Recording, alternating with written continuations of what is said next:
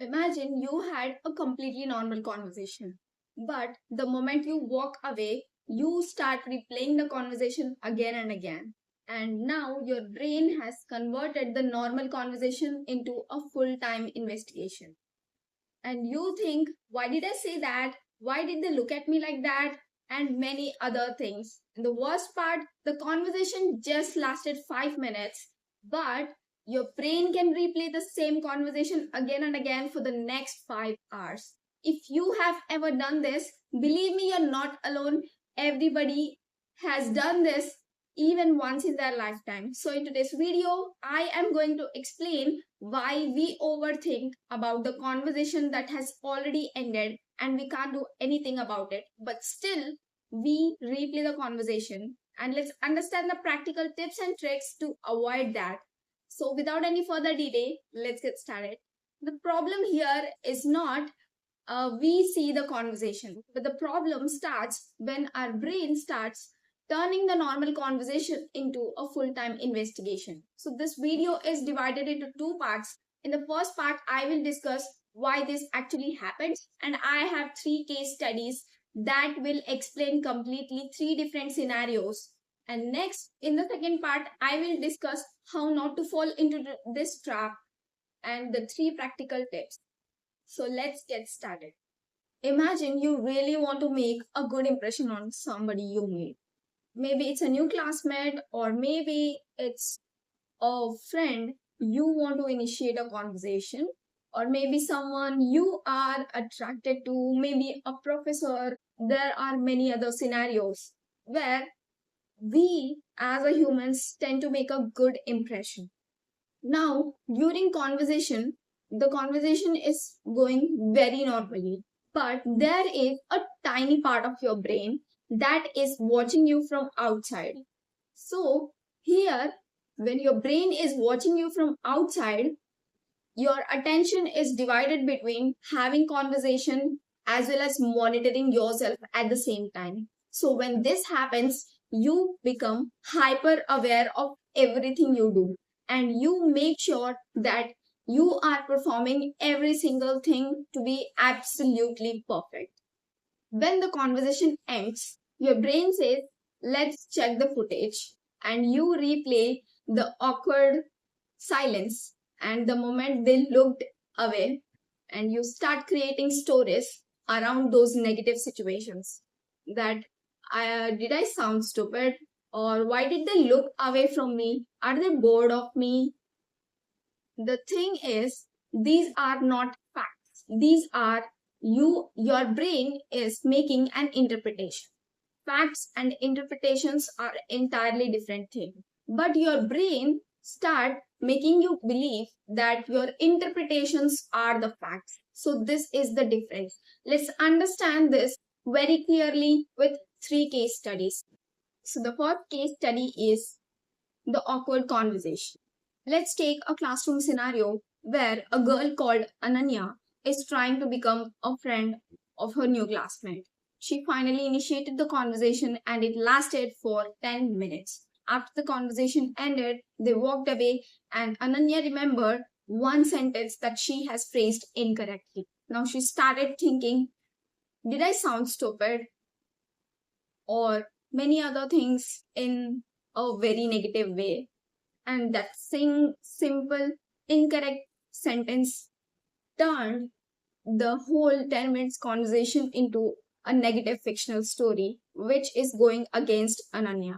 And now she is thinking that what he might have thought about me, and I think he would ignore me, he would not talk to me because I shouldn't have said that sentence or that word. And she has multiple negative thoughts over it. So now let us replay the story and notice what actually happened there. Now, when they had a conversation, she absolutely made an incorrect phrase or a sentence. The actual event was she made a tiny mistake, but her brain is making herself feel embarrassed and never to talk to her classmate again, which is absolutely wrong. So, here comes our first practical tip, that is fact versus story method. So whenever you start replaying conversation in your mind, take out your phone or a piece of paper if available. Write two things: the fact and the story. The fact is something that actually happened. In Ananya's case, it was the silence before answering.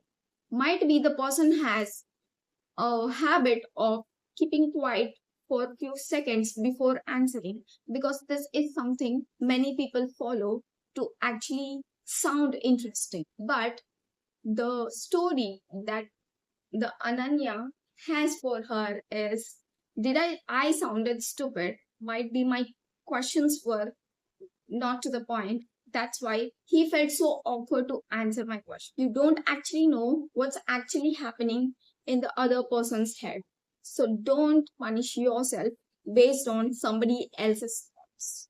The second case study is the text message, which is the most common thing in this modern era, because many conversations or many friendships, many relationships starts from texting in this generation. But text message is something so easy, so comfort, and it's in our fingertips. So we choose to text person to actually initiate a conversation. So let's understand.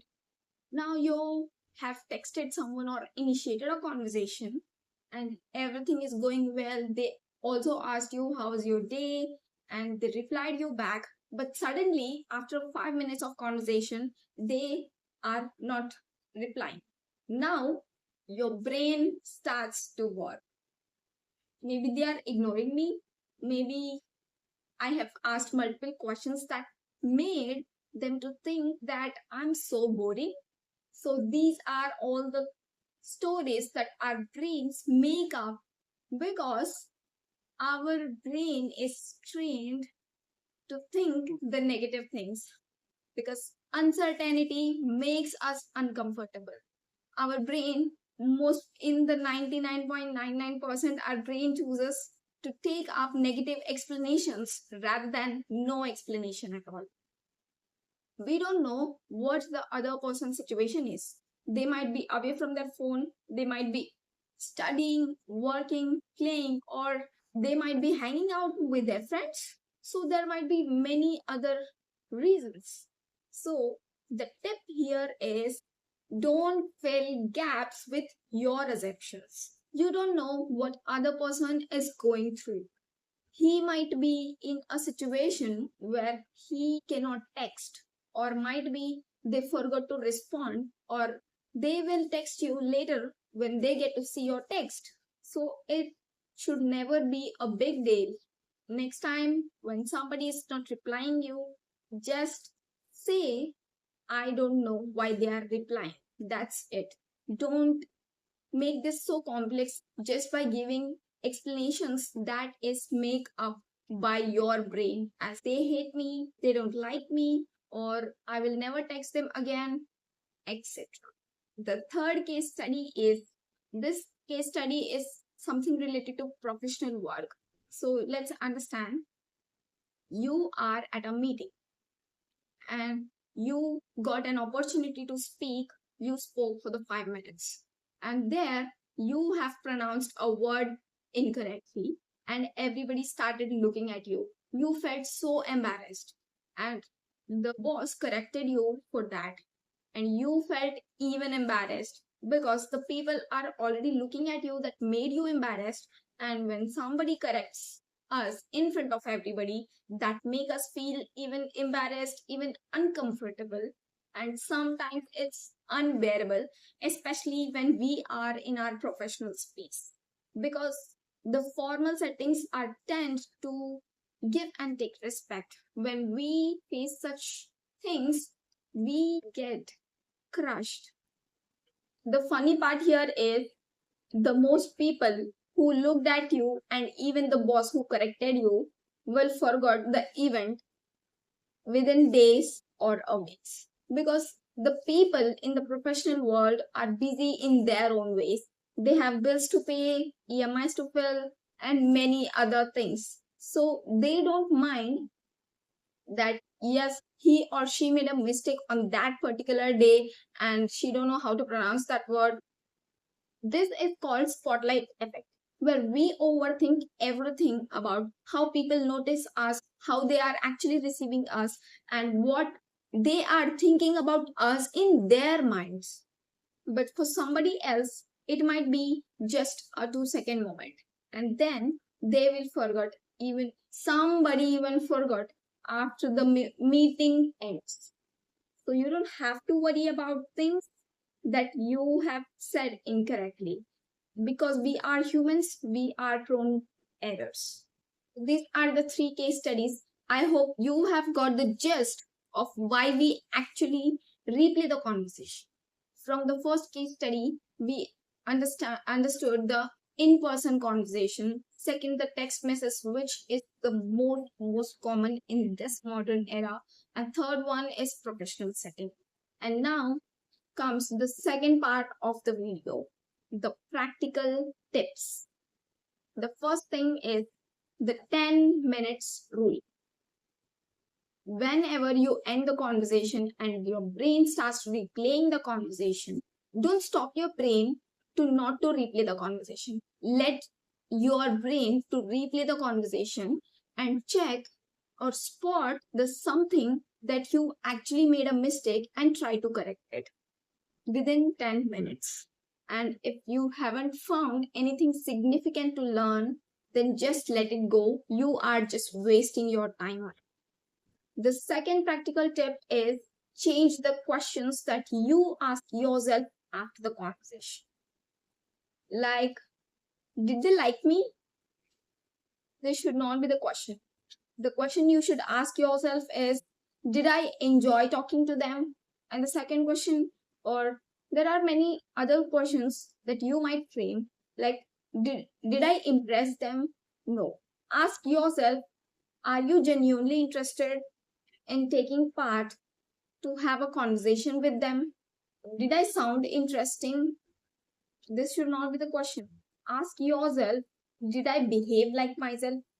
So this will entirely turn your conversation perspective from external validation to owning yourself.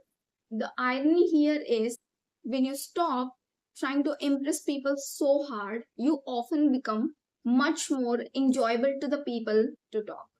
So, the third practical tip is to stop replaying the conversation.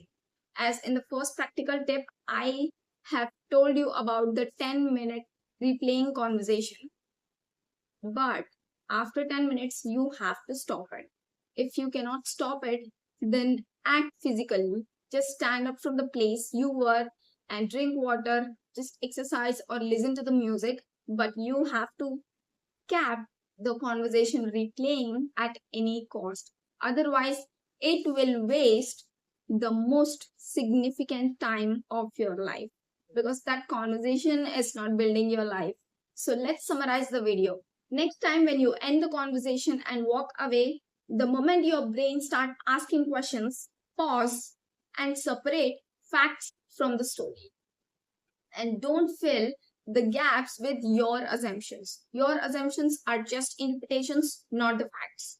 Remember, other people are also thinking about themselves as you think about yourself. So, don't always try to be perfect in every interaction, because the confident isn't in thinking that I never said anything awkward, but the confidence comes in thinking, if I do something wrong, I will be okay. This is where you start enjoying and make genuine connections rather than just acting upon to be perfect. I hope you really found this video informative and helpful.